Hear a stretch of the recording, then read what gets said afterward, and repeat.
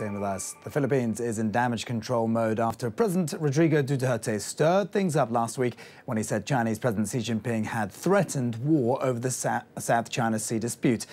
The comments sparked protests in front of the Chinese embassy in Manila. Duterte has also come under fire at home for not pushing China to comply with a ruling last year by a court in The Hague that said the Philippines has a right to offshore oil and gas fields. Today, the country's foreign minister said the conversation between the two presidents was in fact frank and friendly. There was no language or even tone that would lead any of the two presidents to believe that there was disrespect for them or their country. It is but natural that when you talk about peace and when you talk about conflict, the word war may come up.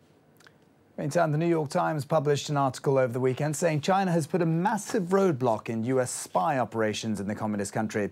Well, Chinese state media has shot back, applauding the anti-espionage feats. Dan Epstein has more from Beijing.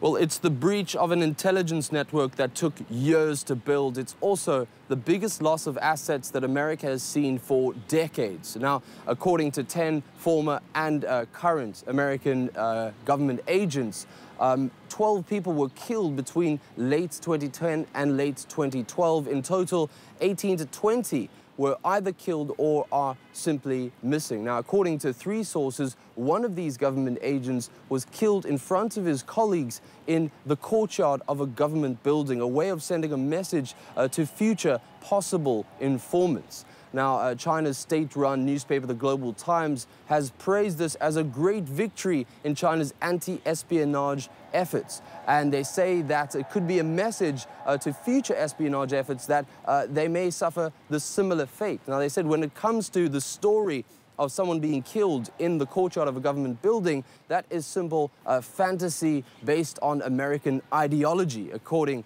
to the Global Times. Now, America is unsure whether this was caused by a mole within its operation or whether its lines of communication were simply hacked. And Epstein there in Beijing. Now, thousands took to the streets in Hungary on Sunday to protest against Prime Minister Viktor Orban's clampdown on a top foreign university and NGOs ahead of next year's parliamentary elections. This marks the latest in a string of protests beginning in April, triggered by a new law that would drive out the tertiary institution founded by US financier George Soros. The European Commission started legal action against Hungary over the new law, and the European Parliament has called it a serious deterioration in the rule of law and fundamental rights. We cannot let our future to be lost and wasted. The political elite sitting in parliament have stolen the country, and we have let that happen in the last 27 years. Turkish President Recep Tayyip Erdogan has declared war on his enemies after taking on both roles as the head of state and the leader of the ruling AK Party. He claims this is to ensure stability in the country. Scarlett Kivitanovic reports.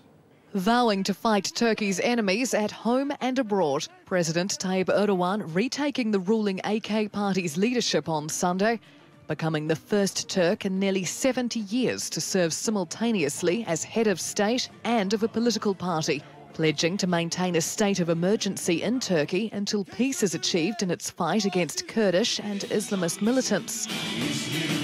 Thousands of cheering supporters gathered at the party's congress, held at a sports stadium in the capital, Ankara, where Erdogan was the only leadership candidate. He founded the AKP in 2001, leading it to victory in an election a year later and being forced to surrender the leadership nearly 3 years ago when he was elected president, a position traditionally above party politics. Last month's referendum changed that, when Turks narrowly backed a constitutional change giving Erdogan sweeping new powers and allowing the head of state to be a party member or leader. Opposition parties want the referendum annulled because of alleged irregularities, claiming the reforms push Turkey towards a one-man rule. Some of the country's NATO allies and the European Union, which it aspires to join, have also expressed concern. However, Erdogan says the changes are vital to ensure stability in the country. Well, meantime, US-based Turkish basketball player Enes Kanter has railed against Erdogan after he was detained briefly in Romania, where his passport was refused. Kanter, an Oklahoma City Thunder NBA player, is a supporter of religious leader Fethullah Gulen, who's accused by the Turkish president of playing a key role in last July's failed coup.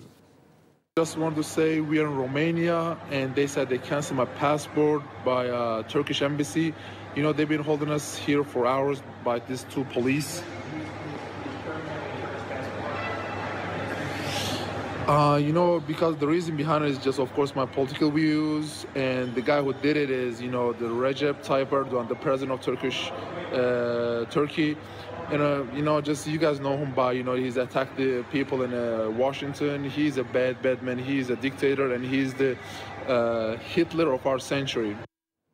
And on that note, time now for the latest from the world of sports.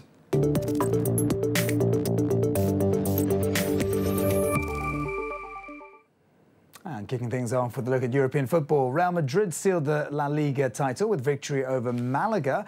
Cristiano Ronaldo and Karim Benzema scored in the 2-0 win, clinching a 33rd league triumph and ending their 5-year wait for the title. Real finished the campaign on 93 points after a 6th straight league win since going down 3-2 to Barcelona in April. Last year's champions Barca finished second with 90 points.